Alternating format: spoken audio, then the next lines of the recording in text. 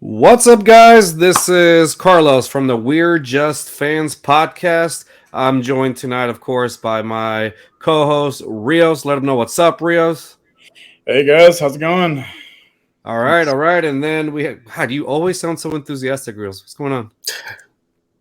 It's been a rough week. Leave me alone. It's been a rough week. Yeah, he looks like you had a rough week. You look like you've seen some stuff this week. That's what it looks like. Anyway, and today we're joined by a friend of ours, actually a really good friend of mine from, and we go way back since like high school. Yep. I want to introduce you guys to Ibe. Ibe and I have known each other since, like I said, since high school. I think it was like 10th grade. Yeah. So it's been a minute. Yeah, it's been a minute. So it's been a minute too. Yeah, it's been a good minute. So Ibe, he has his own podcast as well. It's called the Don't Trip podcast. Is that correct, Ibe? Don't Trip is just us. But yeah, it's not my podcast per se. Shout out to Stacia and shout out to Leslie. But yeah, I'm a part of that podcast. Gotcha. Yeah. Ladies, don't beat my ass. Right out of nowhere. Don't beat my ass, y'all. Like, it's your podcast now? Like your podcast now? Oh, you're in charge? Edit? So you want to edit this shit? I'm just playing. Right. It's fine. And I do have a drink too, but they not sponsoring me, so I'm not putting it on screen. No, I appreciate you coming on the show. It was almost like last minute, but of course, regularly Poppy would be here, but he's not able to be here because apparently he's a busy man now. And he's just useless. He's on waivers. He's on waivers right now. We're free. We're trying out. Single leg. That's just code for AA. That's where he's at. I'm busy, guys. I can't make it today. That motherfucker at rehab. That's where he's at. I got a meeting. Yeah, he's unable to basically join us. Hopefully he'll join us this weekend, but if not, hey, he's gonna get replaced. No, I'm kidding. No. Yeah, no, nonetheless, let's give a little context, Ibe, about our friendship here. So I met Ibe back when we were in 10th grade in high school. We went to LSEC together. We went to the liquor store. Over here. Over here in the A-Leaf area. And I think we just kind of bonded over like our sense of humor. We did. Pretty much we were just both crazy kind of people. And Rios, I saw that thumbs down. I don't know where you went. Hastings, ew. Oh yeah, you were at Hastings. That's right. Superior school.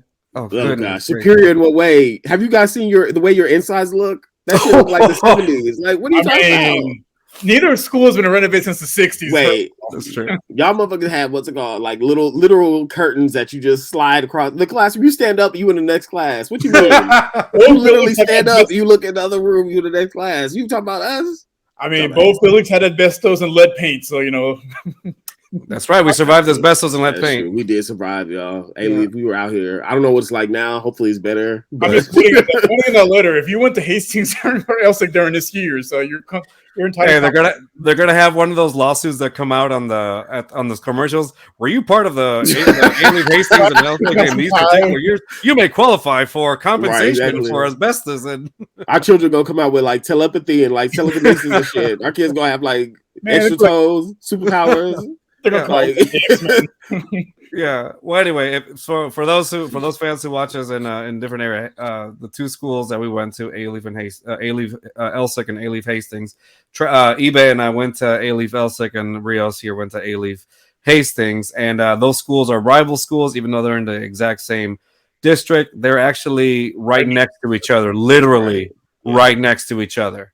Yeah. And so during those games, it got pretty intense. Mm-hmm. But you could always smell the mediocrity. Every time I came into school, like I could smell it, the mediocrity of the next school, just right next to it. It's like, ew. It smelled like burning, like what? I don't know. It just smelled like burning failure. That's what it just felt like. I just that might have been the asbestos you're smelling. Yeah, it was I'm surprised we have sense of smells, guys. After all that, mine barely work. Shit, these allergies. COVID. We went to Hastings and LSEC. That's where patient zero's from, probably. It was the Upside Down. That's where that shit. Stranger Things. That's where all that shit was inspired by. Right. Pretty much. Got you. Anyway, that's hilarious. No, anyway, so. Yeah, we got sidetracked. See, this is we have all the sense of humor. We just keep feeding off each other. It's hilarious. All right, I almost got my can in. This I'm like, y'all not sponsoring me. I'm not putting y'all on camera. Anyway, go ahead. No, you good. So let's talk really quick about big news this week in the Texans. Well, actually today, Davis Mills was benched by the Texans in a move that we all kind of knew was going to happen, and we've been saying that since the beginning of the football season. That somehow during the season, Davis Mills was going to get benched, and finally happened. And it was, I mean, honestly, to the shock of no one. It was. I've been saying it since training camp. He's gonna get benched. Yeah. You said I think that he was gonna get benched by the bye week, right, Rios? I was off by a couple weeks. You were off by a few weeks, but what's up? Yeah, and so Davis is getting benched, and we're gonna have Kyle Allen, backup quarterback, right behind him. Honestly, Kyle Allen, what I do like about Kyle is that he's a risk taker, and he's actually willing to sling it down the field, unlike Davis Mills. But don't get too excited. It's still, it's still not going to be a great game. Or competitive at all, especially because you got the Dolphins and Tua coming in. So it's going to be, we're still going to lose. We're still going to take that L. But yeah, definitely Kyle Allen. I wish good luck for the kid, but honestly, it's because Davis Mills is not getting it done, and next man up, really. Rios, I know you're a Davis Mills lover. What is your take on this? Like I said, I've been calling it since training camp. The kid's terrible. He's not NFL starter quality. Like, he got a chance, he blew it, and I think at this point it's probably best for him not to play anymore, just so he can find a job as a backup somewhere else. Because that's honestly. Hey, don't get me wrong. Being a backup quarterback in the NFL is a pretty sweet gig. Look at Chase Daniel. I mean, the man has made $42 million. He's probably thrown the ball maybe 30 times in his life. Right. But don't count the boy out. He's only 24 years old. Like, he's still relatively young, and but you're right though. In terms of let me not just stand up for this dude. He's had ample opportunity to to show improve and stuff, but. Yeah, that's that playing on that level in general is it's a lot of pressure. I commend anybody who's able to get on that kind of stage and at least perform somewhat, but I know what you mean, because this is the NFL. This is the cream of the crop, supposed to be at least. Mm-hmm. And people have to rise to the occasion, and he's definitely hasn't been showing improving. So Davis long neck Mills, you guys, I'm sorry, bro. He's young still. There's still much for you can learn, you can do. I don't know. Yeah, I don't know enough for Texans. And Kyle Allen, as Carlos mentioned before, I do agree. I've been keeping up a little bit. I haven't been with it as much, but from what I've gathered from his playing, it might be a little bit better. Who knows? Maybe he might shake some things up a little bit. Maybe he might find a groove or a niche. They'll find a way to work with what he's got, but it's not looking great for me either. Sorry to my Texan fans either. I'm Texas fans out there as well, but I don't know. I don't know if he's going to be an improvement, but I mean, I think I think he might perform slightly better, but I don't know. I don't know if he's going to be. No, you're right. You're absolutely right. At this particular point, I mean, it's week 12. You basically, you're already. You're basically looking forward to the draft, and honestly, the young kid, I'm a huge proponent of getting a new quarterback for the sole reason that just Davis Mills can't seem to extend those plays. I mean, this past week against the Commanders, he got sacked 5 times. Yeah, 5 times in one game. Dude. I was there. He was. They get hit 5 times. Nobody like your ass. Get hit 5 times. Oh, they don't like your ass. Get exactly. Second pass of the game was a pick 6, and you got booed. And that I was like, man, the game's over. I just sat there So I went to the game. My boss gave me tickets. I had the whole row to myself. It was empty. So this section I was in completely empty, and then I was in the lower bowl. I was in the 100s, and then to my right. The whole section was Commander fans. I'm like, 5-6 years ago, stadium was always packed. You have opposing teams fans there, but they weren't overwhelming the home team fans. Right. It's embarrassing. It was basically a Commander home game. from what it looked like. Yeah, I sent a picture of it on Twitter. Like they had their whole like when we played the Eagles. That was the Eagles' home game, basically. Like it's bad. Yeah, it's not a good look right now for the team, and like we've said, the Texans are not going to be anywhere near competitive probably in the next like 4 or 5 years. The thing that you hope is that, like I said, I hope we go for Bryce Young. I really do. This kid has got talent from Alabama, and he's got skill. His IQ for football is just incredible. He's able to extend the plays. I know that people are like saying, "What's that?" He's succeeding in spite of Bill O'Brien. Yeah, he's succeeding instead of Bill O'Brien. Now that Bill O'Brien's with Alabama, and so now he's succeeding and he's doing great. Like I would love to see Bryce Young in a Texans uniform next year. Like this kid, he's young, he's agile. That's what you need in a quarterback these days in the NFL. You need and I've been a huge proponent of it. Like you need a quarterback who's mobile, who's able to use their feet. Look at Lamar Jackson. Look at Patrick Mahomes. Look at even Russell Wilson when he was with Seattle. Like not today's Russell Wilson, but like when he was with Seattle. Like if you have look at Geno can use his legs and move around a little bit. Like you need a quarterback that can move around. He's slick. You can slip around. Like that's the kind of quarterback that's needed in today's NFL. As if you're standing in the pocket too long, you're going to be pressured, and interceptions are going to happen, and you're going to get sacked. You can't be that standing quarterback anymore in that pocket. It's just not. These defensive ends are just way too fast. That's it. That's how I see it. Unless you're Tom Brady, because that man's eternal. I mean, you can deflate football, so I mean, I'm kidding. I'm joking. I know that joke is overplayed, but yeah, he's a good player. Tom Brady is a good quarterback. He's legit. He's a go. I mean, he is. At this point, it's undisputed. Like, of course. To pick the title from him at this point. Of course. I sound like those people who are anti-Astros fans. But what about the deflating the balls? What about the trash cans? Yeah. Oh my gosh. Yeah. At the end of the day, it's fine. Yeah, that's all I can expect. No, you're good. So now let me ask you boys a question about. So I know we were talking about it a little bit before the podcast, and we had a little bit of differentiation of opinion. This should be good. Now, Brian T. Smith, he's a reporter, and he asks obviously questions, and I know that they started bringing back the media and asking these questions again before the whole, now that Jack Easterby is gone, and now, the media for Houston doesn't have just one sole narrative being controlled by Jack Easterby. So Brian T. Smith asked Lovie Smith, and it almost seemed like, I don't want to say pestering, but almost like just kept going on with, well, how does this team get better? How do you, how does it just kept going and going and going, right? So let's start off with Rios really quick. So Rios, like, what did you think of that? Like, do you think this is something that are you happy that Brian Smith is just like really giving it on to the Texans or to Lovie Smith in that way? What do you think, Bo? I'm okay with the questioning. I wish it was geared more towards Nick Caserio, because he's the one that put all this shit together. Mm-hmm. Lovie Smith, he's, basically he wasn't even a candidate for head coach. They basically hired him because, word got out that they wanted to hire, what's his face? Brian Flores? No. Josh McCown.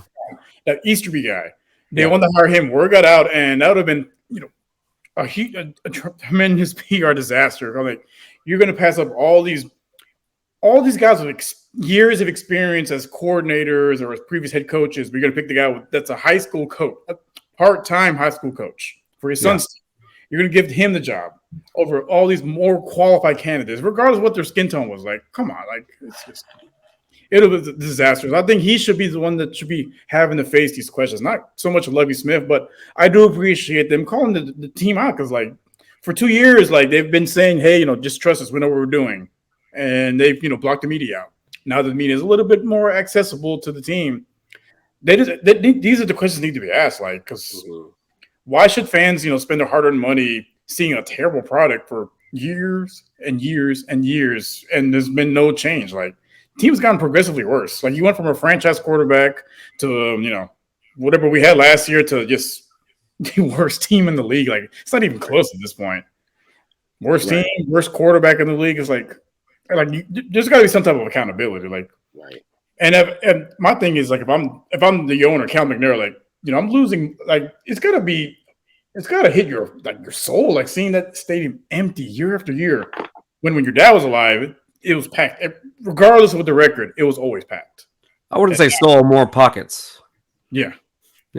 Got you.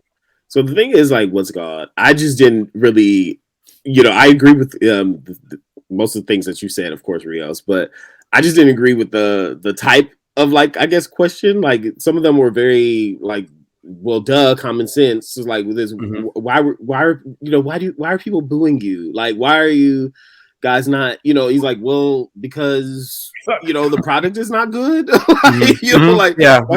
Why even ask those kind of? Of course, I understand in terms of like you need to be able to have someone audibly say like like we're terrible, we're not doing well, like those kind of things. But it's just this weird thing in terms of like with media. Like I feel like, and of course like it's not a race thing really as much, but like black men especially, they're always held to higher scrutiny, and they don't really get a chance to like.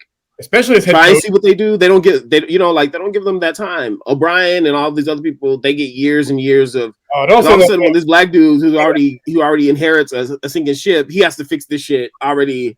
Year one, by the time he's here, it's like the Obama effect. Like, what the fuck have you done in your 4 years that you've been here, bitch? I inherited a fucking horrible nation that's already in flames. And then you're gonna come and ask me questions. So I understood why he he gave a little bit of pause, like, dude, like I just got here. Like, can I at least, try and experiment and get some things? Of course, fans are impatient, and like we've endured a lot of heartbreak and a lot of negative, horrible plays and games, right? But it just felt kind of weird in terms of like some of the questioning was like, like I feel like there was a different way he could have spent it, and where he could have been like this. What ways can we improve? What other things can we, like bringing it around? Like what kind of things what initiatives are you bringing to turn this team around? Those kind of things. But asking questions, like it was kind of shady. Like just like, why is your team shitty? Basically. And why are people booing y'all? Why are you inadequate as a coach? Pretty much like it was barbed in a lot of like these little microaggressions. I felt like, and just in terms of me looking at what I did see from that interview, and it's just like, come on now, like you felt just like got here. Yeah, right? You felt like they were right. Like they were going a bit much on a subject that you should already kind of know the answer to. Is that right? Like why waste time on that? Like what I mean? Like okay, so your team is shitty. We know your team is shitty. Like those don't need to be questions in terms of like why is your stadium empty? Like, it's like well, our tickets are expensive. Like, what did you expect him to answer? Like, you know what I mean? Like, well, we're not producing. He mentioned that like the product is not good. People are not going to buy the product. Like, I don't understand why he even needed to ask that question to begin with. But but I feel like they could have been focusing on other things, and I feel like it wouldn't have gone left. Like it kind of did go a little bit left. It was a little spicy. And I feel like if he would have focused his energy on like things like in terms of like, this is your time. The media is now allowed in there, and you're wasting your time on those questions. You already know that they suck. Like, okay, I see what you're saying. So like, I'm just saying, like in terms of like journals. I know, of course, this stuff gets some clickbait. And I know this stuff they have to ask those hard questions as well. Like I understand, but I mean, I feel like it would have been more productive if he would have. If he could have found out if he was inadequate, if he would have asked him, okay, what kind of initiatives are you trying to implement? And then like if he doesn't have answers for that, or if his answers are not, then you know if he's an inadequate coach or not. But I feel like he should have, if I were doing the interviews, I mean, I'm not an interviewer or anything like that too. I'm sure they went to journalism school, whatever, but I would have focused on, questions that pertain to specifically what can you do? Like more strategic, is that right? That what you're saying? Like you know what I mean? Like we already know the obvious answers to like questions that at this point that's a rhetorical question. Like it's just like you're beating a dead horse. Like why are fans not coming? Why is it empty? Like why are y'all shit? Like we're shitty. Like focus on something else. Like what kind of things are you going to bring in? I don't know. What do you think, Carlos? Sorry, I didn't mean to be honestly. No. I agree. I think I agree with honestly. Both of you guys make some really good points on that. I do. With Rios when he said like the media is now being allowed, and And there were times when you couldn't ask these types of questions or any questions. These types or any questions in general that would make the Texans look or have a sense of realism or look bad because of the whole Easterby situation that was happening. So I do agree with that. With Rios that Smith was pushing it, but I also do agree with Travis with eBay about that, because I'm like, it did seem like, okay, you're probably beating a dead horse really at this point, because common sense questions would be like, the product is bad. People don't come because they don't want to come to see a bad product, spend their money, and those prices aren't cheap. Then you have to pay for parking. Then you have to do, everything else, stay in traffic, even though since there's not that many people showing up, there's not, you guys don't have to really worry about traffic. Yeah. I was there. But nonetheless, and then, you have to pay for the $8 drinks over there or 10, whatever, and all that. And then, so obviously it's demotivating. Like, why would you put yourself through all that trouble to see a bad product? Right. Spend, and spend your hard-earned money on that product that is bad, and that it's not going to have much change, anytime soon. The only bright spot that you have is basically your rookies, the guys that you drafted this year. I thought it was, we've always said that we thought that this is a bright spot, and I think, going forward with this team, they have a bright future. The only thing is, I was happy. Speaking of which, I was happy with the Texans signing Benjamin from the Cardinals, because that gives Dameon Pierce a break, because our Dameon Pierce is getting. I think we talked about it, he's getting beat up. Like, you have 27 carries for like 130 some yards, in the previous game. And on this one, they completely shut him down. And as you can see, what happens when they shut the running back down, obviously our quarterback wasn't up to the task of completing or finishing the job. If the Texans have had, the sole success that the Texans have had of actually putting points on the board this season, not winning, but putting points on the board where you don't end up at zero, is because you have a dynamic running back in Dameon Pierce. Yeah, not quarterback. Yeah, right.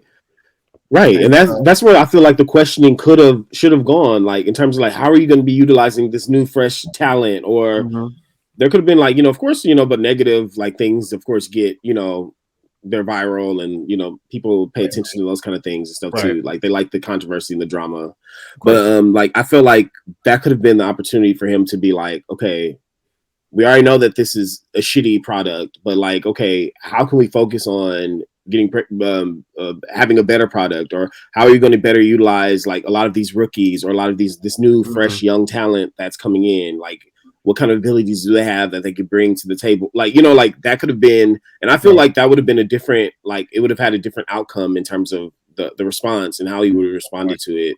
No, you know what I mean? Like, like, ask those kind of questions. Don't ask me. I would be annoyed too if someone just asked me random questions like that. I like, you already know the answer to. Like, why are you asking me this? Like, you already know. Like, why didn't you take out the trash?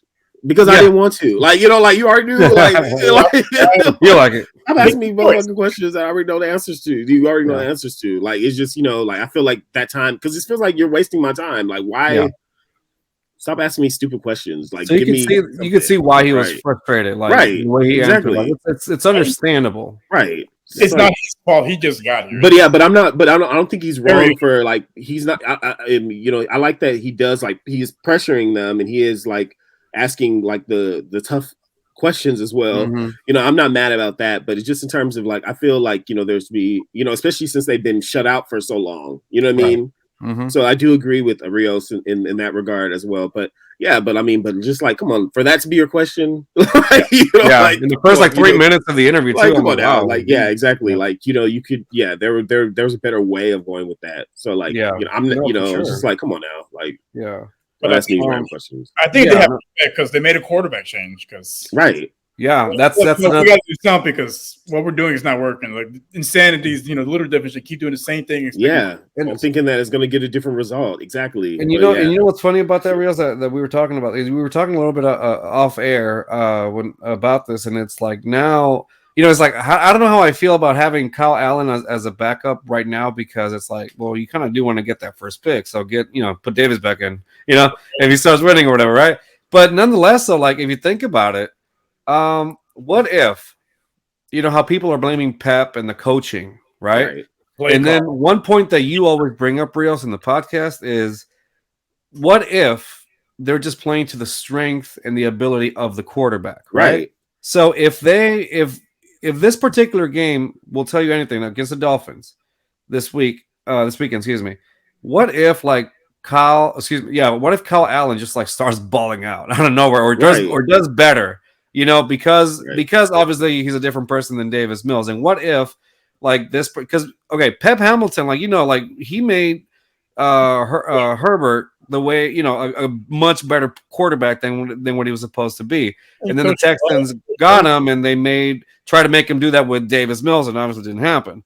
But now you have somebody else, Kyle Allen, who is a little more agile. We've all seen that video of him juking JJ Watt when he was playing with the Panthers, made him look silly, and then he goes and throws the ball and whatever. So he can evade a few tackles. We've seen him do that against the Texans. We've seen him do that in preseason, and he can sling the ball. Not accurately. There's going to be interception, whatever, or two, but at least I feel like he's willing to sling it and risk it. You know what I mean? That's what I think. So what if, in fact, somehow, and this is obviously a big what if, what if it actually, and he ends up winning and putting some W's on the board? Would you like that? And then you know what? I think we need to go back to Davis Mills. We don't want to look too good. At this point, you got to commit to the tank, because if you fall outside that top five, you're not getting any one of the top two quarterbacks. You're going to be like the Commanders. You're going to be like the Panthers. You got these elite running backs, elite defense, and shitty quarterbacks, and you're stuck in purgatory. Basically, you're picking in the middle of the first round. You can't get any of the top QB prospects.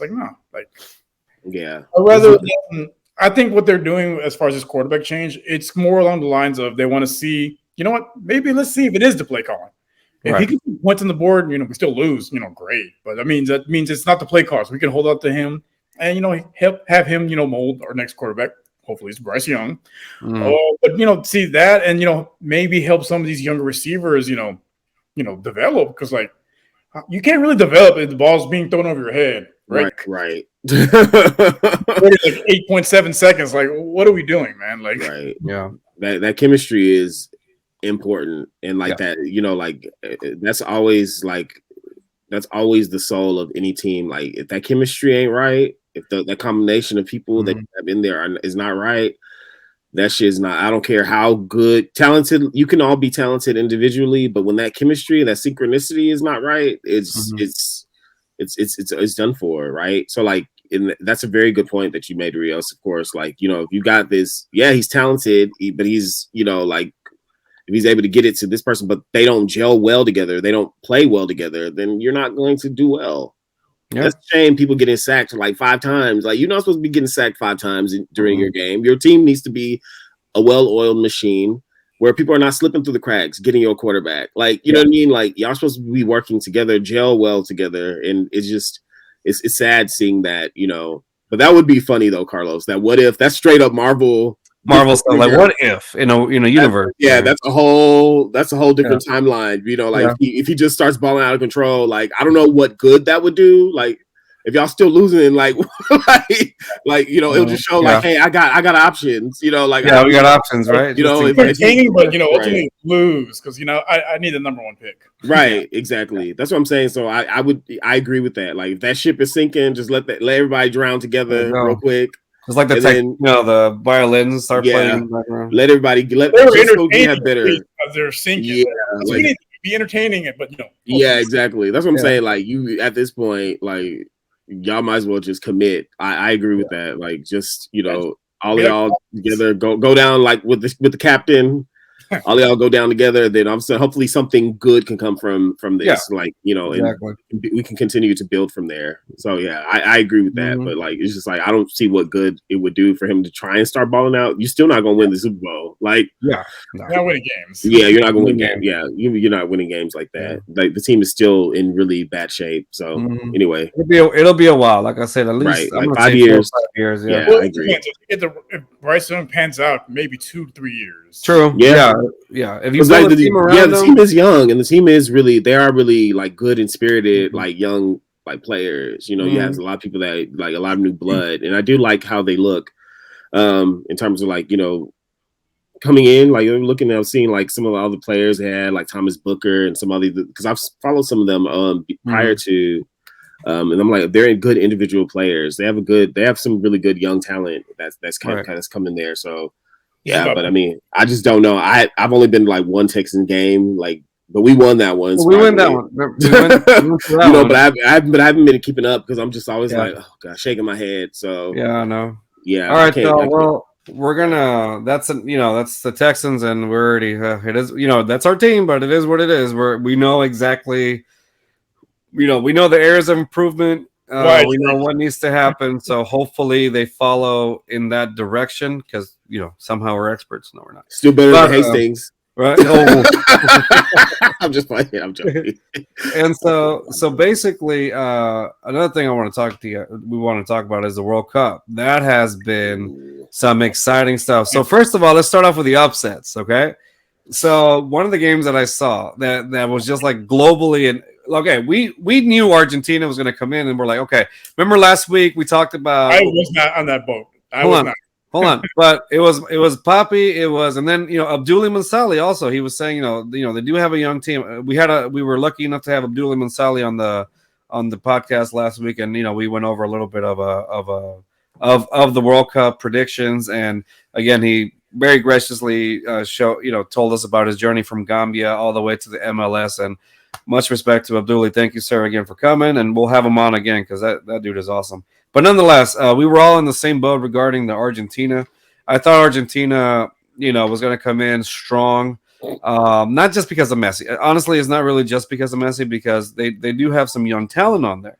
And then suddenly, like Messi gets a penalty kick, and we're like, okay, you expect that goal to go through because it's Messi penalty. It's an onslaught at that point. That's already and then Saudi Arabia scores one goal, and I'm like, oh snap, that's tied 1-1. What?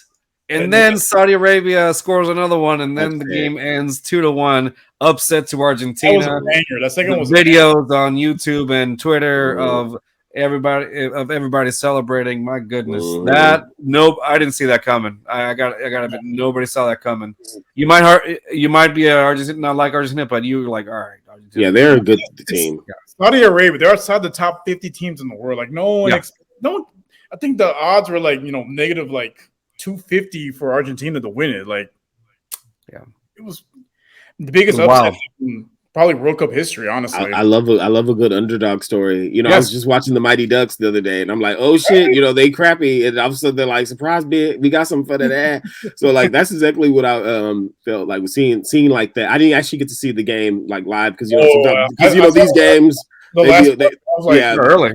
Right, they be on like really early. The timing's different. Yeah, but this one I think to watch. I'm like, oh my god. Yeah, this Argentina game here in Central Time was at 4 a.m. Yeah, exactly. Yeah. And who wasn't up? This guy. So I did see the clips and the highlights and stuff. Yeah, I was like, I saw the second goal. Like, oh, I was surprised. No woke up Rios. I was very shocked, actually. So, I didn't expect that either because I know Argentina, and of course Messi, like one of the, he's like one of the best of the best. Like, and he's, everyone, like a lot of people I know, they love the shit out of Messi. Like when they're listing their top players. So I was not, I was really shocked. Saudi Arabia, they came in with that upset. They're like, surprise, we got something for that ad. Like we gonna show out. It's in our country. We gonna show out. Yeah, right? Teams in the world, like that's unheard of, honestly. Like usually upsets like this, maybe they're like in the 20s beating a top 10 team, like, but outside the top 50, like that's unheard of. It was unheard of. It don't matter. Then, today we had speaking of another upset. Today we had Japan versus Germany, and Japan ended up dominating. Ended up beating Germany. How do you feel, Rios?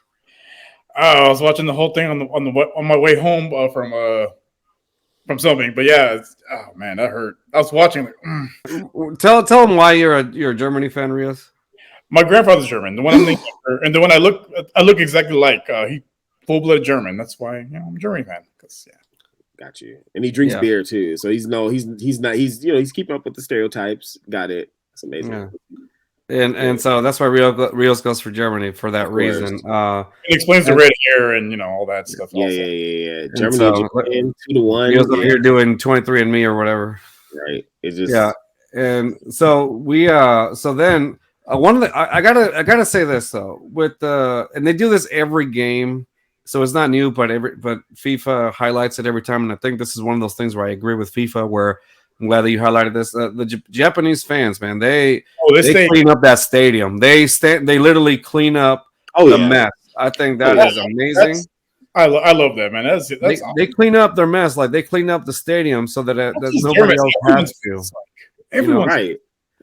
That's I love that. Like in terms of like that discipline and community and all this stuff. Yeah, that's amazing. Like the Western world, we're just like, we got people to do that. Right. Entitlement. Cleaning up, what? That's your job. Am I a janitor? Your job, not mine. Right. It's a different whole big thing about community and like cleanliness and just different things that like culturally that they do well. Like, they already, even before, prior to like even like these diseases and stuff, people are considerate of other people in space. Like they will wear masks.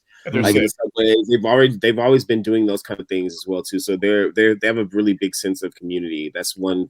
I thought it was amazing. I love they're so polite and they're so like kind, but like they also know how to party. But they're so like kind. I mean, it's true. Like it's so refreshing to see that, honestly. Yeah, there was one musician they couldn't remember. I can't remember who, and they're like this. People when they went to the concert, they're like they didn't know if people really enjoyed it because the Japanese they literally will stand there quietly taking in everything. Right, like, they're just like actually like in the moment, like paying attention intently. He's like, oh shit, like like. You didn't know what to do, but that's just how they are. They're very respectful of like each other. You're absolutely right. They take. I've seen. I used to watch a lot of like us three. We grew up on wrestling when we were younger, and so there's times when we watch like NJPW, New Japan Pro Wrestling, and like in case y'all don't know, sorry, we watch wrestling. So when I watched like NJPW back then, you always see like. The crowd, New Japan Pro Wrestling, the crowd is like silent, and you hear like just the sound of the ring, of the wrestlers going back and forth on it. And before anybody says it, yes, we know it's staged. We know. We just like the performance of it. Right. Nonetheless, it's like, but that this is you can see the crowd, the difference between the Japanese crowds where they're silent, where it's completely silent, and they're just like taking in the moment, and then like here we're all like loud and all that. Not just here necessarily, but like in other places. Yeah, and Western world mostly. Yeah, rest of the world. But yeah, they take in all that, and even I think Mick Foley, the wrestler Mick Foley had mentioned that when he was in a I think he was in a wrestling promotion called FMW back in the day. And it was a documentary on it. And so he was talking about, the crowd was just silent as opposed to, just being used to here where everybody's just yelling and cheering on, which is, I guess we all have our own different, our own way of enjoying the experience or whatever. But it's interesting. You know what I mean? Like it's interesting in that aspect. The culture shock, honestly. Right. It really. Like, I went to a concert and it did sound like, what's going on? But again, I'm from a different culture versus the Japanese. They came here like, what? Why they're so loud? Like, why are they exactly? They're like, I'm trying to hear this shit. Shut the fuck up. I'm trying to hear them sing. Like, what do you mean? Why are y'all singing? I'm trying to hear this person sing. It's really interesting. Yeah, and like, it's just it's very different. I do love that community and that camaraderie. Yeah, Japan, like they upset the Germany. That was another one that I did not expect either. Yeah, I didn't see that one. This one. This World Cup is a lot of like upsets and like unpredictable stuff. So if you put money on this, be careful, y'all. If y'all out here betting on the World Cup, like you might lose some bands. Okay. Yeah. So I'm looking at exactly. It's been the one upset though that there was no upset on this one because we kind of figured like today Spain versus Costa Rica. Man, 7-0 Spain against Costa Rica. My goodness, 7-0. That was a whooping. That I mean, they looked like Germany back in 2010 when they just destroyed Brazil. Yeah, Spain beat their ass. That was Spain whooped their ass. Like that was just disrespectful. Like after, come on now, y'all had to do that 7 times. I mean, now y'all just put insult in the mood. Like y'all won already. He's dead already. Like was that the Simpsons meme? You know, they're like, stop, he's already dead. He's already dead. Exactly. Like why? Really? They're just like this. Okay, let's do it even more. Like I'm just like, damn, y'all already damn. After the 5th one, y'all disrespectful. Those last 2 was like y'all beating a dead horse. Like y'all fucked up to show their ass. They're like this. They went in there and showed their entire ass. And I was just like, Spain, you ain't shit for this. Because after 5, I think 5, y'all should just be like, okay, we're done. 7. Send in all defenders. Send in the reserves, park the bus. Let's call it a day. By then they're already walking off the field. Why clean up the stadium? Clean up the stadium. They're already packing up their equipment, and you over there shooting more goals. What's wrong with you? Like, wait, we already packed this shit up. Like, what do you mean? The game is over. Why are y'all still making more points? Spain ain't shit. That's my assessment. And so now we're going to the U.S. and Mexico. The similarities between these 2 teams that I observed. Rios, you might think of it differently, but if you do, let me know. So I saw the 2 biggest similarities with the U.S. and Mexico, and the reason I'm bringing up those 2 teams is because obviously for me, I'm going for Mexico. Obviously, we're not gonna get far. Yeah, but they're honestly, they're. I was surprised at how well they played against. Now it was really against how do you call it? Poland, but they had Lewandowski on there. Now obviously you can say Lewandowski isn't. The young man he was at one point. But man, Mexico, the way they played against Poland, it made me feel a little bit more like I was very comfortable with the fact that how they were able to defend and how they had a lot of the possession. I think it was like 62% of the time they had possession of the ball in Mexico versus Poland. And they had more shots on goal. The only problem is though, that I saw along with that relates with the U.S. and the U.S. men's national team and Mexico. They both controlled possession of the ball throughout the entire game. However, it seemed like none of those 2 teams was able to find somebody like a legitimate striker to get the goal in to score. I agree. Both teams are missing a true number 9. Yeah, they're missing a true strike, like a true striker to just like execute it. Like the team is there as far as like, again, that's what shocked me. I was like, wow, they're actually performing really well. Like Mexico was going for the ball really well, something that I haven't seen in these last, these friendlies that they were playing before because they were getting like whooped. But Mexico was missing somebody along with the U.S. They're both similar in that aspect that they're missing somebody to just finish off the job and score. Like they're pretty good defensively, midfield's pretty decent, but I just didn't see anybody that was able to seize that opportunity. And like Lozano, like for Mexico, Chucky Lozano, Adrian Lozano, you call him Chucky, he can get through, but I mean, it's almost like he's a workhorse of it. He's to explain it in football terms, he's a running back. He's a workhorse of it. But he's not same thing with Pulisic in the U.S. Like they're very similar in that aspect. Like they'll carry the ball. They're playmakers, but they're not finishers. They're not right. They're the finisher. They're the, it's like in basketball terms. They're the center. Feed it to the big man. They dunk it. Like that's what striker is basically. And neither team has one. Like not a true number 9. Like guys that they were number 9, but they're not true number 9s. Right. And for the tiny percentage of y'all who are like maybe theater or other people, they're the person who comes out and hits the big note at the end of the thing, right? That's what they do. So the 0.2% of y'all who are probably theater fans listen to this podcast. I'm right here. You got it right here. Like that's the person who comes out. They hit that big note. It's usually a big black girl. She comes out and she hits the Aretha notes, and then it's that's what it is. That striker. That's what they do there. Like, and then she drops the mic. That's it. Did you say the Aretha notes? Right. She hit the Aretha notes. She be hitting them notes. Right. They hit the she popped. She hitting it. Right. So that's what it is. So pretty much that's what they're saying for those of y'all who need other terminology to help you understand what they are, like in terms of the striker and like them actually coming out there and just like popping off real quick and then doing what they got to do. I'm mad that I don't know why in my head. I guess probably because I'm a little tired. Like I forgot, I didn't realize that the acronym for U.S. Men's National Team. I was just thinking about U.S. Mutant Ninja Turtles. Like I don't know what the fuck. Like I don't know what the fuck that was. I forgot what that. I'm like USMNT. Get the fuck out of here. Like U.S. Mutant Ninja Turtles. That's what I was like. What is this USMNT? And then I was like, oh yeah, U.S. Men's National. I'm stupid. National Team. Yeah. And I was like looking at that. I'm like, wait a minute.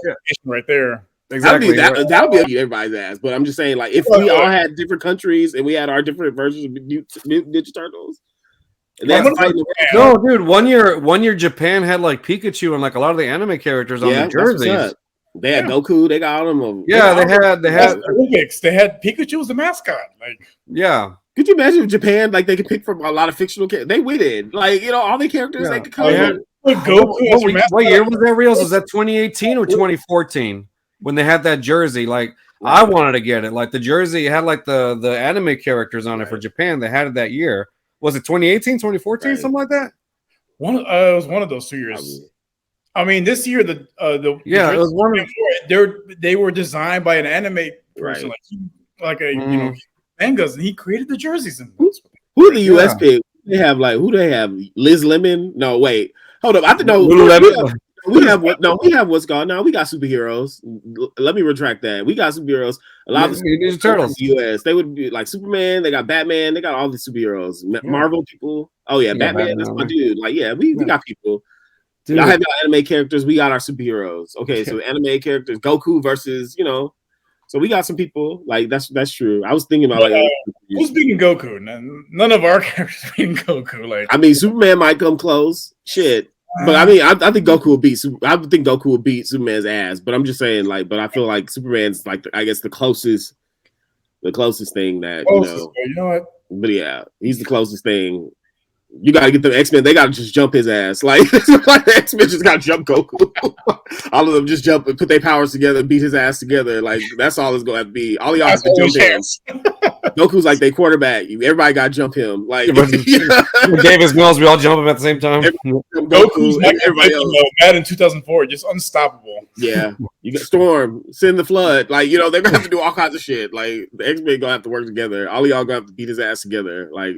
Apocalypse, do something. Right. They have to call back the old mutants that are already dead. Like, y'all gonna have to come back. We're gonna have to resurrect y'all asses. Y'all gonna have to help us beat this motherfucker. Like, Apocalypse, come back from the dead. Come back. Beat his ass. I'm like, oh, man. I don't know how we got derailed, but anyway. But yeah, US Ninja Turtles, anyway. You're good. Yeah, we nerded out for a little bit. Don't worry, we'll nerd out after this one. That's good. That's cool. Topic. No, it's cool. Ochoa. Memo Ochoa, we've seen him have miraculous saves literally since he started, in the World Cup. Since we started seeing him in the World Cup, he's had miraculous saves.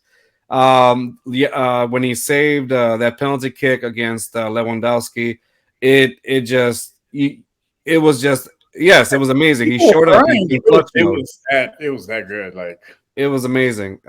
Just at the age that he's at, and the fact that he's still able to do that. Like this is definitely his last World Cup. I don't see him coming back. He was almost 40. He's like 37 or so. Yeah, he's at that age where you probably won't see these guys again in the next World Cup when they come here. The Ronaldos, the maybe Messi. I'm not sure. It depends. Messi, Ronaldo. He might honestly. I don't see Ronaldo next time. And then of course Ochoa. Like I mean that's just my personal opinion. I don't see Ochoa next World Cup, and it's funny because that's when it comes here to the U.S. and Mexico and Canada and North America. I wouldn't rule him out. I mean, you don't think so? I don't know. I don't see him coming back. Like when it's a Christmas time, it's inevitable. All over for Christmas is you. Are you comparing Memo Ochoa to Mariah Carey? I love it. See, we have the theater people. Like, of course, we gotta keep it a little diverse in music terms, right? We are this is an inclusive podcast, so everybody is welcome to enjoy and like. So, like, if you listen with your girlfriend or somebody else, November 1st, she might know that Mariah Carey. You know who's coming on the radio? Mariah Carey, of course. She's the queen of Christmas. What you mean?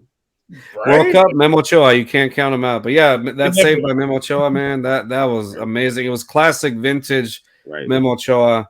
That one of my favorite saves that he had was against Brazil back in 2014. Remember that they were wearing the red. If anybody's never, if you were like super impressed by Memo Ochoa, this particular when he saved the penalty by Lewandowski, look at that Brazil Mexico game from 2014 in the World Cup. I guarantee you'll see like Memo Ochoa at like his best. He was blocking kicks by Neymar. Like he was unstoppable. That was one of my favorite performances that he ever played. So again, if you were one of the young crew that had just saw this for the first time and you were like super impressed by Memo Ochoa, go back and look at that 2014 World Cup game with against Brazil. They were wearing Mexico was wearing all red. Brazil was wearing the typical color. Yeah. And then Memo Ochoa had some amazing saves. So check that one out. Mm-hmm. All right. So I think we've covered our Texans. We covered our World Cup stuff. Now let's talk about something that's not sports related. It is inclusive with We're Just Fans. One of the reasons why we renamed the show, because just because we're fans of one thing doesn't mean we can't be fans of other things. In that case being Marvel. We've had our buddy Jeff, who's gracious enough to join us at one point, and we talked a little bit about some Marvel stuff. I think it was right after Thor: Love and Thunder. So yesterday, I finally got the opportunity. I was lucky enough to get the opportunity to watch Black Panther 2, Wakanda Forever, and I was happy to see it with my buddy eBay over here. And that was great because we're both big fans of it. And now we're not going to spoil it, so don't worry about it. I am. I'm just playing. And no returns. No, I'm kidding. No. The invite assholes. I'm on mute. I'm just playing. I'm sorry about that. I didn't know you were. I thought you was busy. I didn't know. I didn't know. Like Carlos, you should have told me. I didn't know other people had. I didn't even know you had. Rio's near me. He smells putrid. Like I don't. Shut up. It's bad. I didn't. Yeah, because I didn't know you hadn't seen it. I assumed that everybody had seen it by then. So like, no, I thought so too. That's Carlos hit me up and was like, I hadn't seen it. I'm like, hey, me and my bro, we haven't seen it either and stuff. So yeah, but I didn't know if I would have known that I would have definitely like come along. Yeah, come on. I didn't know that you didn't see it. You're forgiven. What was that? You're forgiven. This. Yeah. I would definitely. You definitely are always invited. No, I don't like him. I don't like him. No, Carlos, you ain't shit. It's no, but nonetheless, man. Wakanda. It is definitely the best movie out of the whole Phase 4 of Marvel, which I know is not saying much. But this movie it made you. From what I saw, without spoiling it was obviously a great tribute to the late great Chadwick Boseman. It was nonetheless it was a great movie that it's one of those movies where I'm going to watch again. Like out of any of these Phase 4 movies that we have seen, I'm like, I'm not watching this again. Not even on Disney Plus, you know what I mean? And so this particular movie, I would pay to see it again because I thought it was worth it. I thought it was amazing how everything was done. I know that there's not a lot of, but I know that there's people that didn't like it, and I'm sorry that you didn't because obviously I don't know. I don't think you have good taste then, but nonetheless, it was a good movie. I really enjoyed it. I enjoyed obviously the CGI was pretty good. I enjoyed exactly how they did the story of King T'Challa and his arc, basically how it came. So I really enjoyed it. It was a lot of fun. And the best part is that like what I hated about Thor: Love and Thunder was that, and I think we've all seen Thor: Love and Thunder, and if you haven't now, too late. It's on Disney Plus. You should have seen it already. It was too forced, like the humor, and our buddy Jeff, when he came in and talked to us about it, like he felt like the humor was forced, like they were really trying really hard with Thor, and I didn't like that at all. Like, this particular Thunder, like what he's not supposed to. I mean, like you could have done so many things with this movie with Thor: Love and Thunder, like the Asgardians of the Galaxy. Like, you had a whole movie with them that you could have done. Right. That's what I thought. Like in terms of like that's where the humor was going to come from because they're naturally already organically funny. The Guardians are right, but they're only like 5 minutes of the movie in the beginning, and then they are gone, and then they're trying to keep this balance of this humor, and then of course Jane has this cancer. Hey, like why the hell is everybody like just trying to be making joke? Like it's weird. Like it just felt it didn't. Forced. I feel like with Thor, out of all the DCs, I feel like he's been done the most dirty. The second one I hated. The third one was the best Thor movie. The first one was okay. Ragnarok, like that too. By far, it's one of my favorites. Yeah, Ragnarok. But like, and the thing is, it's been having this issue. Thor, out of all of them, like having this issue with like not really knowing the identity it wants to be. Doesn't want to be a serious like Marvel movie. The first movie is very different from the second one. Right. The third one's very different from the first two, and then so it's going through like a bunch of identity crisis. And I feel that's probably what the issue is too. Like so tonally, there's a lot of different things that they're trying to play with, and I don't feel like it has a real sense or a really good balance in terms of that's why that was that. But we're not here to talk about Love and Thunder, but you know, we're here to talk about Black Panther. And like, yeah, everyone acted their asses off. I have to give them credit. Angela Bassett, that's been my long time. That's my vintage. Like, that's my crush. Like, you know, Angela Bassett. One thing her ass gonna do in any movie she's in is gonna be acting. She's one acting ass shit. And she acts through her lips, her mouth, she's just really like expressive. She's a powerful presence. Powerful stuff. Her acting was incredible. So yeah, and then Shuri, her being able to carry like the emotional weight of this movie, like she did a phenomenal job. They did a really good job of having that balance with that's something that Black Panther does well, like having that heart, but also having like that humor that just feels natural and organic as well. It was It was natural humor. Yeah, like, it was like. Yeah, like they sound like people who like it's funny, like even when she was talking about stuff like, you know, Okoye and stuff, they reminded me of like some of the aunties I know, or like some other West Africans I know, or like just, you know, even like Black folks when we talk shit about each other, you know, whole things with Riri and all this stuff, like, you know, like it felt familiar, right? And it felt authentic, you know, like so. And that really is important in terms of even especially the stuff like, let me just even get to this, like I love what they did with Namor or Namor. Right, so Carlos, you already missed that whole segue when you said Namor. I was like, that would have been a great segue into Black Panther. Like, what's wrong with you? You were talking about Namor earlier in basketball and soccer, right? But yeah, like I love how they switched it from like Greek Atlantic stuff to like, you know, Aztec Mayan, like, you know, like lore and stuff like that. It was so good. They did a great job with like the languages, and like I love, you know, I want to learn more about, you know, about like Mesoamerican like culture, and I feel like there should be more media and like more art that's related to you know, to that. Like there's so much untapped potential. Like I love that the central lies were like it wasn't like this European world like with magic and all that stuff too. It was African and Mesoamerica, and I think that was really cool. Like and like the possibilities. Everyone's always wants to do the same old, but it was so good. Like that cast. I thought it was cool. He was a great villain too, or a great anti-hero. Sorry. Yeah, it was a great. I think he was a really good anti-hero, like you said. Right. I mean, you can call him a villain, you can call him anti-hero. He played that. He's part justified. well. Yeah, and I know I've seen like it's when I saw him first, I was like, oh wow, because that's I knew him from Narcos Mexico, the Netflix series. Yeah, he's a really good actor. I saw him on there, and I was like, oh, he's playing at the time before they said it. I was like, oh, he's playing Namor, right? Again, before we were known of that, instead it's going to be Namor. And so his story, his background, I felt like they did a great job explaining.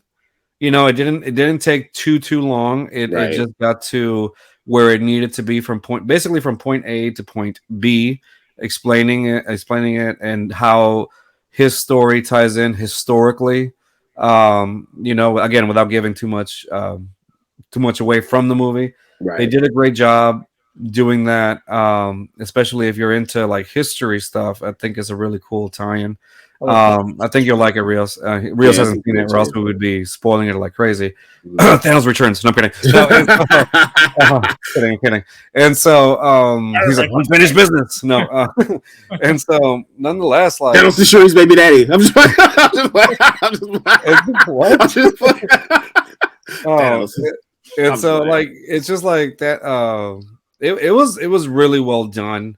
It finally felt like you were watching a Marvel movie, with like an actual Marvel movie. So, and Ryan Coogler, like big credit to him, like the language that he, you know, the thing to make it authentic as possible, as far as with the Mayan stuff. Yeah, like a lot of how they related the Mayan stuff, the Mayan culture to Namor, to Talocan, which, by the way, it looks way better than Atlantis and DC's Atlantis. I agree. It was the thing about Talocan, the way that it looked like on the screen. If you saw DC's Aquaman, okay, the Atlantis from DC's Aquaman, it looked very futuristic. It looked, it had like the lights, and it seemed. I know it's going to sound ridiculous here, but it seemed unrealistic. As obviously, it's whatever. It's a fake universe. It seemed more unrealistic than Talocan did, because in Talocan, it would basically look. It looks like what an underwater city or civilization would look like. You know what I mean? It is beautiful though. You'll see it there. That's what I liked about it. And this is not me being biased about it, because it relates to my culture or whatever, but the fact that it was just me looking at the sense of realism as much as it can be on a CGI filled movie, it seemed like this makes more sense how an underwater civilization would look, as opposed to what it was presented to us in Aquaman for DC. I agree. Because Atlantis looked very modernistic, futuristic. It's trying to look like underwater Japan. I don't know what the fuck it was. It was like I don't know what the fuck they were going for. It did not look cool. But like I said, when I saw Talocan, I was like, okay, I see what they're going for, and I like it for the sense of like the realistic, as much as you can, aspect of the story arc, and I thought it was great. That's what I thought. Was it Mayan or was it Aztec? It was Mayan because of the water, bud. Aztecs were it was Mayan, so it was more Mayan. It was more Mayan. But they draw from other things. What was it? One more time, Rios? My grandmother on my dad's side, she's from Guatemala. Like she was so basically my grandfather's German, moved to Guatemala, and my grandmother was Guatemalan, and she was very big into the Mayan cultures. I can that. Yeah, and that's for that reason, because it's based on like the Yucatan Peninsula. So like from Yucatan all the way down to like Guatemala and Central America, they had the Mayan stuff, and so it went from there. So like from where we're from, like don't get me wrong, I can't really say like I would love to say, oh cool, we're part of the Mayan culture from where we're from in Mexico, but we're not. We're more related to the Aztec aspect of it. Even though I got like Spanish all over me, but like you're from the place where we were raised in Mexico. We're more of the Aztec part of it. Than we didn't have any like Mayan influence at all. But that's more like geared towards the peninsula of Yucatan, and that's where the Mayan stuff came in from Yucatan, and then I think it spread into Central America. They're more from the mountain area of Guatemala, but like they were very much part of the Mayan culture. Like they spoke, different like dialect. Like my dad spoke it as well. Like it was just crazy. Keeps not Mayan, but he learned to speak the dialect. It's good language. It's really. I'm a history nerd. I love stuff.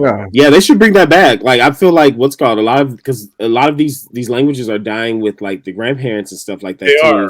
So of course, Spanish is the colonized language that a lot of people learned, and it's sad like seeing like beautiful cultures and things like that, like languages like that are disappearing, right? Because they're no longer, there. But I think they did have like a little bit of Aztec influence in there as well too. Yeah. But it's mostly, I guess, Mayan, I believe. But it's really cool, and it makes me want to look up and like learn more about like different like deities or like specific things from Mayan culture. Aztec. I already like that stuff anyway. If you're a history, it's a huge. It's like there's so much. Right.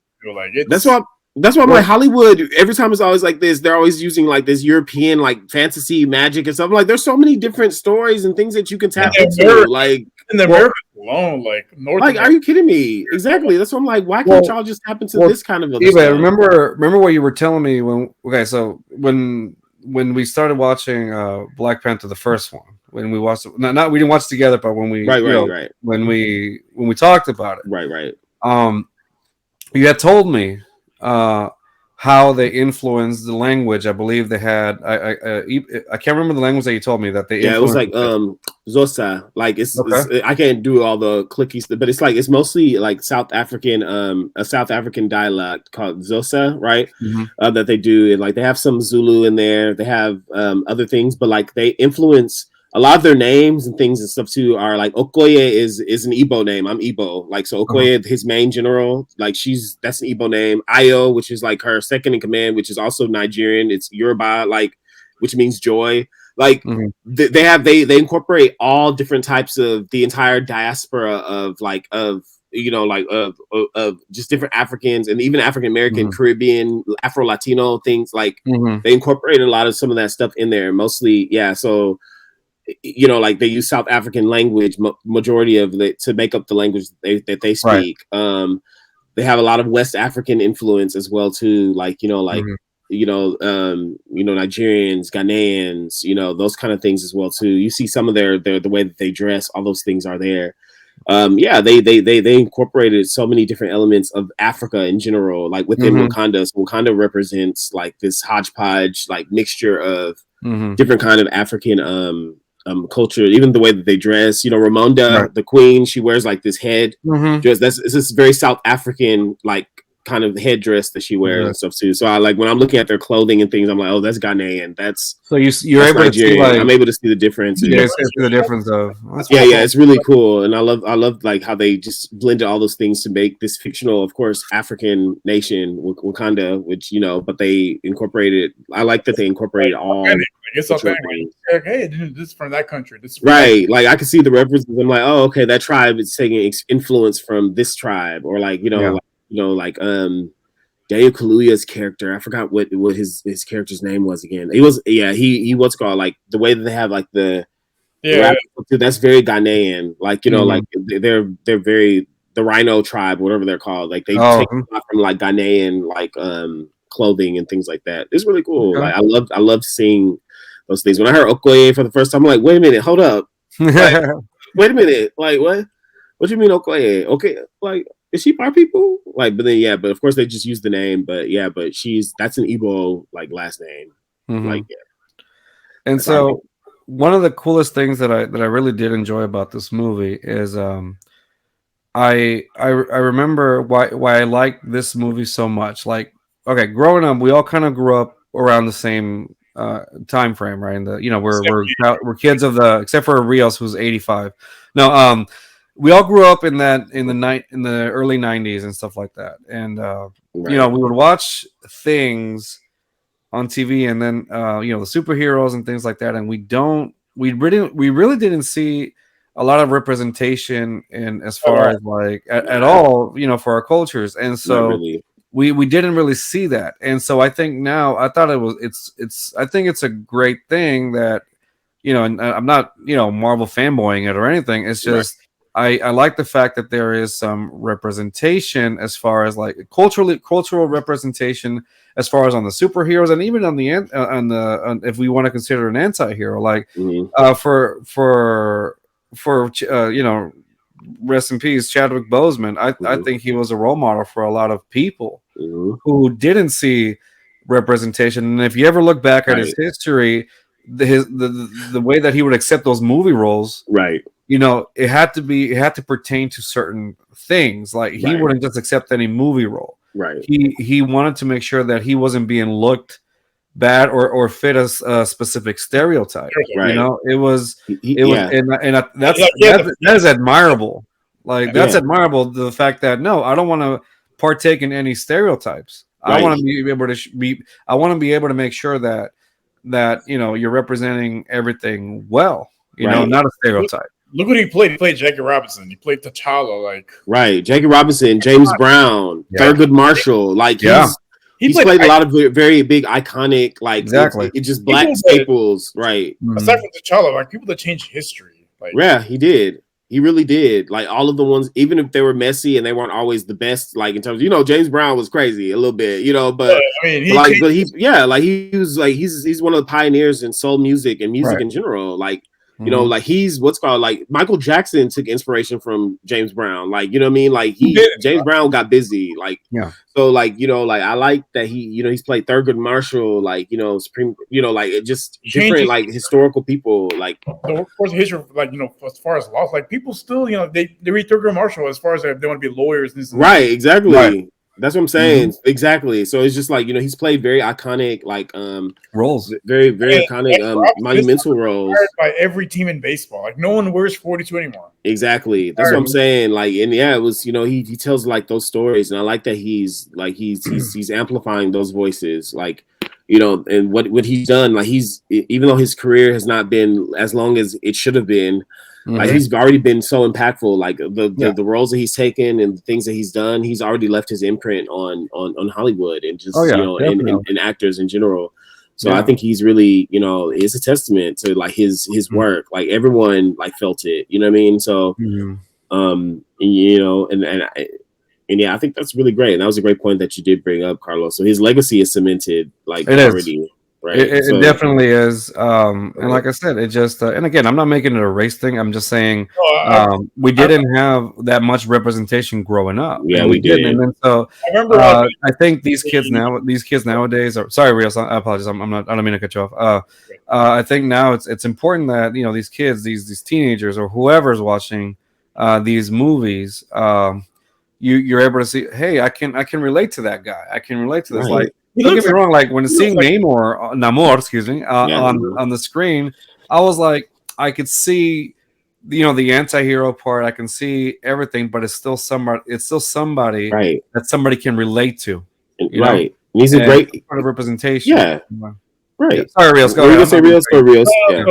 I remember when the first Black Panther came out. Like they had these people. They got in front of the camera. They saw the picture of the poster, and they were like, hey, how much seeing, someone like T'Challa, Chadwick Boseman on screen that, representing, someone like them, and like he will come out, and like you could see like it really meant that much to him. Like, it did. It really does. Like, and then like in terms of it was like heartfelt. Like you can tell, like I've never seen like like a whole Black superhero movie like right. And like Black Panther was the first I guess Black majority led film where it was over $100,000, $100 million. Sorry, my bad. I was like 100,000. No, but I mean like 100 million. They gave their honest reaction. They were just talking to a poster. Right. They didn't know he was behind the poster, but like they just gave their heartfelt reactions like that.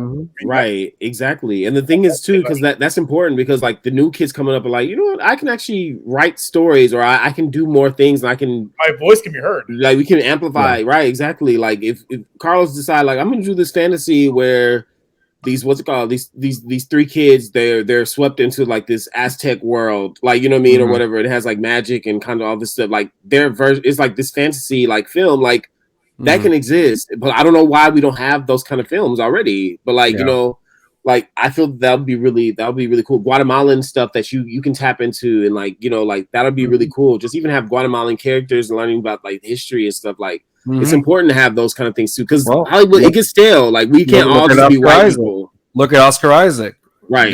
Look at Oscar Isaac from Guatemala, and he's Guatemalan too. Oh yeah, that's one of y'all people too.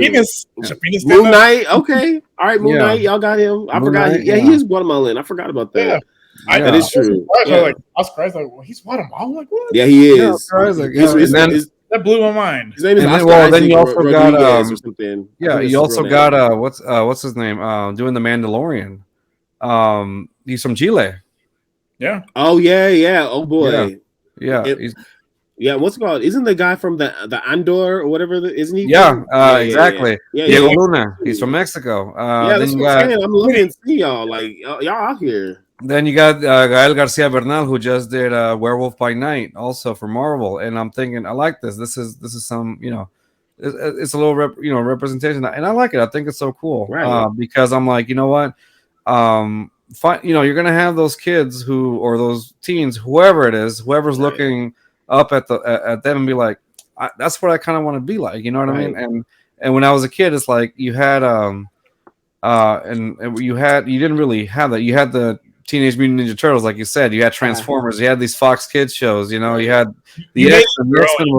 It was entertaining, but you didn't really have much representation. I think the X-Men cartoons. I can't remember. Besides Storm, Jubilee.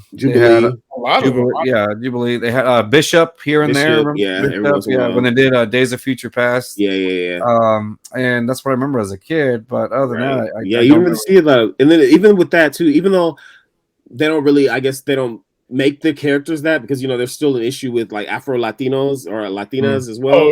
But like they existed in Marvel, especially too. Like we have like Tessa Thompson. People don't know Valkyrie from the Love and Thunder. Valkyrie, she's an Afro Latina, Panamanian. Yeah. Zoe Saldana from Zoe Saldana from Gamora. She's Afro Latina to Dominican and Puerto Rican. Rosario Dawson. She speaks Spanish really well too. Rosario Dawson, right? Even Lupita Nyong'o, like she's Kenyan, but she's Mexican. Mm-hmm. So like like even her. Well, hey, you see that a lot in Black Panther too. yeah. She's Kenyan, but like she was born. Her name's Lupita. Like she was born and raised in Mexico. Like she was there since she was like a child and stuff. Then she moved to Kenya.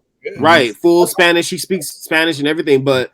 Hollywood, for some reason, like Laz Alonso, even from like The Boys, he's also Afro Latino, he's Cuban, but like for some reason, that's still weird for people. Like they're not, but of course, the World Series, you saw a bunch of Afro Latinos, but they apparently Jordan Alvarez, the man, right? That's what I'm saying. So like majority of the Astros black people are Afro Latinos. So like but like it's a really interesting thing too. So like even getting in, even because Latino culture is something that can tap into so much, and it's so diverse too. You saw that like in Encanto or something. They had different like races. Some of them were Afro Latino, some were like mestizos, some were white. Like so it's a really good like, and I wish they would do that more. Everyone doesn't just look like J-Lo.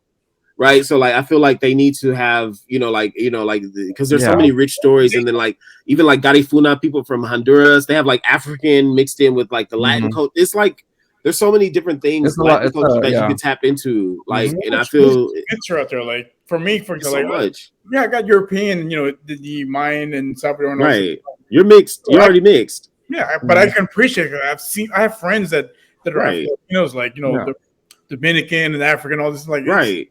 Just a whole blended culture, and it's just man, there's just so much potential. It is. It's beautiful. Like and that's what I was saying. Like, I'm surprised that they don't have more like Latin based like fantasy or like other things, because there's so many rich things that they can take from those. Like those stories can be told. I'm sure people are making it, but like I'm sure there are books and there are other things, or comic books and things like that. But it's just that Hollywood is just now slowly catching on. They're not like trying to adapt those things, and I feel like those, because everyone, after a while, like we can't. They bringing it back to Black Panther. I love how they just pay homage and that they respect like all the diversity of different cultures, and they take from the influences. And I like that how they remixed it, but it still stays true to the original story. Like, of course, I don't really know how big of a deal that it took place in Atlantis. Those of y'all who were mad about it, like, I don't really know how much of the Greek, like culture was embedded inside the story, or if it just takes place in Atlantis and it just happens to be Greek, right? Like,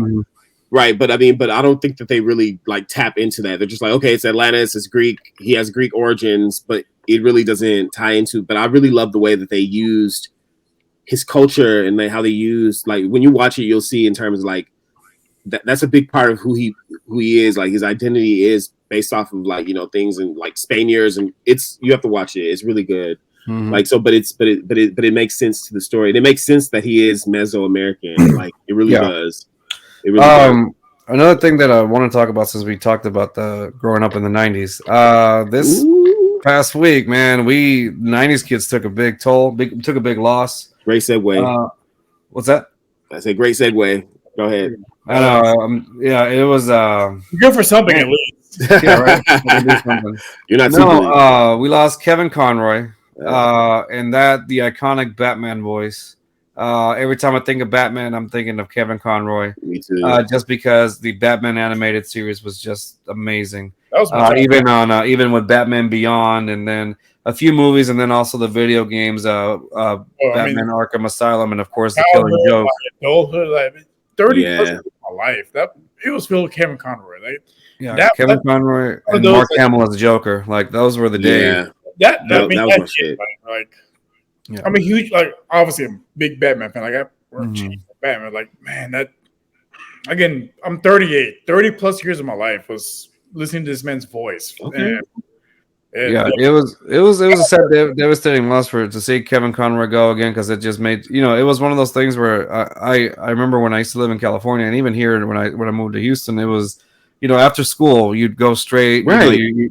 you go watch cartoons, and then you'd watch like Fox, I think it was like Fox Kids at the time, or the WP, and then you had you would watch your cartoons, and then you had how do you call it? You're watching the Batman animated series, and then of course that meant that menacing Batman voice was just it was iconic to say the least. And of course, like I said, you had Mark Hamill as the Joker also, but luckily we're good there. But just the fact that Kevin Conroy, a lot of the voice work that he did was just iconic. And then of course, the loss also of Jason David Frank this week. Tommy Oliver, if you knew him as a original Green Power Ranger, that was a tough one too, and it just it's sad. It's a sad situation with Jason David Frank, and we'll spare you the details of it, but it was just one of those things where we wanted it to. Sorry, I think I lost my feed there. Where we wanted to acknowledge, what happened, because it's it's a sad situation with the Jason David Frank thing. Again, we'll spare the details, but we grew up in that era, and that's big part of our childhood. It's like, yeah, it was pretty bad. And so seeing that happen was hearing about that was devastating. And us 90s kids were feeling it this week with the loss of both of those iconic people that we just grew up with. And again, one of the things that we said, I don't think Rios was part of the podcast yet, and this was one of the NFL players that passed away, was like, with Jason David Frank, it was similar. And so, like, if you're feeling some sort of way, if you feel like you need to talk to somebody, please do reach out, because it's hard out there right now. It is hard. So, nonetheless, anyway, to our guys that we lost, thank you for the memories, Right.